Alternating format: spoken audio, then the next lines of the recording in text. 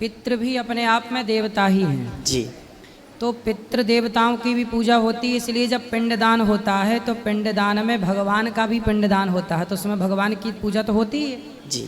संकल्प होगा तो विष्णु विष्णु विष्णु तो बोला ही जाएगा। तो भगवान की पूजा किसी भी काल परिस्थिति में किसी भी समय बंद नहीं करनी चाहिए, बंद नहीं की जानी चाहिए। पितृपक्ष श्राद्ध पक्ष में और पूजा करना चाहिए। इस पक्ष में किया गया अनुष्ठान पूजा जप तप वो सारा पुण्य पितरों को मिलता है और उनकी सदगति होती है। कहा जाता है कि इस पितृपक्ष में आपके पास कुछ नहीं है तो दक्षिण दिशा की ओर मुंह करके केवल अपने पितरों के लिए दोनों हाथ उठा के कह दो कि हे पितरों हमारे पास कुछ नहीं है, और उनकी याद में केवल नेत्रों से 2 आंसू बहा दो तो आंसू को ही ग्रहण कर लेते हैं और तृप्त हो जाते हैं।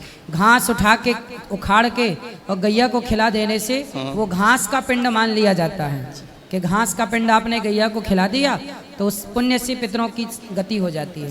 कुछ ना होने पर ये बात भी है, और है तो आप बढ़िया तिल के बाद वो बनाइए पिंड और बढ़िया जौ के तिल के पिंड बना के और दान कीजिए, पिंड दान कीजिए, अन्न दान कीजिए। सब भगवान की पूजा किसी भी काल परिस्थिति में ईश्वर की पूजा बंद नहीं होती।